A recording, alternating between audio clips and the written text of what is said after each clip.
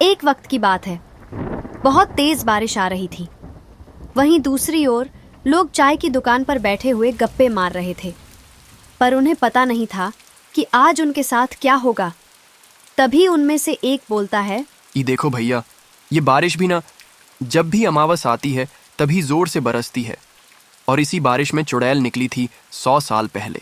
हाँ रघु, आज फिर वही रात है जब सर कटी चुड़ैल पिंपल के पेड़ के नीचे सिर ढूंढती फिरती है। इस चुड़ैल के चक्कर में तो घर से बाहर निकलना ही मुश्किल हो गया। पता नहीं कब इससे छुटकारा मिलेगा। काका, सुना है पिछले साल हरदुआ का लड़का भी इसी रात गायब हो गया था। सिर्फ उसका धड़ मिला था पेड़ के नीचे, सिर आज तक नहीं मिला। लोग तो कहते हैं कि उस चुड़ैल ने ही उसे मारा है और उसका सर चुड़ैल ने काट दिया। हे भगवान, आज तो बर्बादी तय है। काका चलो घर चलें, ये चुड़ैल आज किसी की बलि लेगी, कहीं अपना नंबर ना आ जाए।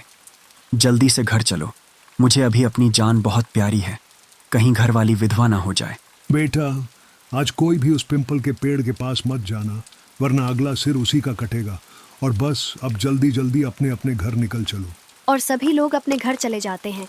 और यहीं से शुरू होती है धनकुड़ा गांव की खौफनाक दास्तान, सर कटी चुड़ैल की, जो आज भी अपनी अगली बलि के इंतजार में भटकती है और उसकी आत्मा को आज तक शांति नहीं मिली है।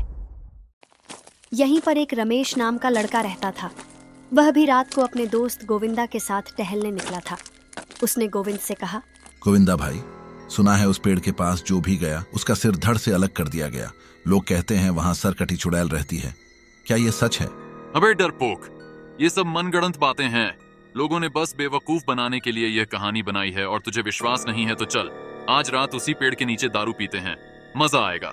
फिर वो दोनों उस डरावने पिंपल के पेड़ की ओर चले जाते हैं। वह उस पेड़ के पास पहुंचते हैं और वहां जाकर खड़े होते हैं। उन्हें खड़े हुए थोड़ी देर होती है, तभी उन दोनों के पीछे एक सरकटी चुड़ैल हाथ में तलवार लिए मंडराने लगती है। रमेश को उसका साया दिख जाता है। रमेश डरते हुए गोविंद से फिर से कहता है, भाई देख, वो क्या है? बिना सिर की औरत, हाथों में तलवार लिए। आज तो गए समझो। कौन हो तुम? हमें डरा रही हो? हम डरते नहीं तुमसे। देख, तू जो कोई भी है, प्लीज हमको छोड़ दे। तेरे हाथ जोड़ता हूँ, मेरी अभी शादी भी नहीं हुई है। मेरा सिर दो, मेरा सिर दो, जल्दी दो, नहीं तो मरोगे। उन दोनों के शरीर तो जैसे जम ही गए, और फिर वह चुड़ैल उन दोनों पर हमला करने के लिए टूट पड़ी। वह दोनों वहां से भागने लगे और चुड़ैल भी उनके पीछे पीछे भागने लगी। वह दोनों भागते भागते एक गुफा के अंदर चले गए। चुड़ैल भी उनके पीछे पीछे हाथ में तलवार लिए गुफा के अंदर चली गई। गुफा के अंदर एक तांत्रिक था जो कि बारिश से बचने के लिए वहां पर खड़ा था। वह दोनों जाकर उसके पीछे खड़े हो गए और उसे कहने लगे, हमें बचाओ। तांत्रिक बोला, कौन हो तुम दोनों और तुम किससे बच रहे हो? बाबा जी हमें बचा लो, वो सर कटी चुड़ैल हमें मार देगी। तभी वहां पर वह चुड़ैल आ जाती है और वह तांत्रिक से कहती है, इन दोनों को मेरे हवाले कर दे, नहीं तो तू भी इनके साथ मरेगा, समझा? मैं इन दोनों को तेरे हवाले नहीं करूंगा। अब ये दोनों मेरी शरण में हैं। तो तू ऐसे नहीं मानेगा, अब तू भी मरेगा। जैसे ही चुड़ैल उन पर हमला करने के लिए भागते हुए आती है, वैसे ही तुरंत तांत्रिक चुड़ैल पर भस्म फेंक देता है, जिससे चुड़ैल दूर जा गिरती है। चुड़ैल तांत्रिक से कहती है, ए तांत्रिक, तू इन गांव वालों को क्यों बचा रहा है?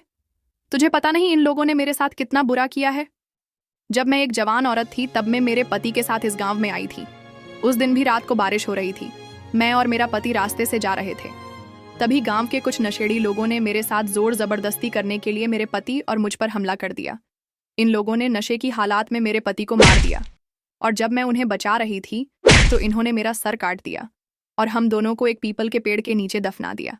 और जब मैं बदला लेने के लिए वापस आई तो इन्होंने एक पुजारी की मदद से मुझे उसी पिंपल के पेड़ में कैद करवा दिया, जहां पर उन्होंने हमारी लाश को दफनाया था। मैं जानता हूं कि तेरे साथ बहुत बुरा हुआ, पर मैं तुझे इन दोनों को नहीं मारने दे सकता। जिन लोगों ने तेरे साथ बुरा किया वह अभी इस दुनिया में नहीं रहे, तो फिर अब इन गांव वालों से बदला लेने का क्या फायदा? तो तू अब चली जा यहां से, नहीं तो मैं तुझे भस्म कर दूंगा। अभी तो मैं जाती हूँ, आज तो तुमने इन दोनों को बचा लिया, पर आगे नहीं बचा पाएगा। आज की रात मेरी शक्तियां पूरी तरह से जागरूक हो गईं और अपने उसे पिंपल के पेड़ से आजाद भी हो गईं। अब मैं इन गांव वालों को नहीं छोड़ूंगी। तू गांव वालों को कैसे बचाएगा? और फिर वो चुड़ैल अपने आप गायब हो गई। तो दोस्तों, ये सर कटी चुड़ैल का फर्स्ट एपिसोड था। सेकंड एपिसोड के लिए कमेंट करें और चैनल को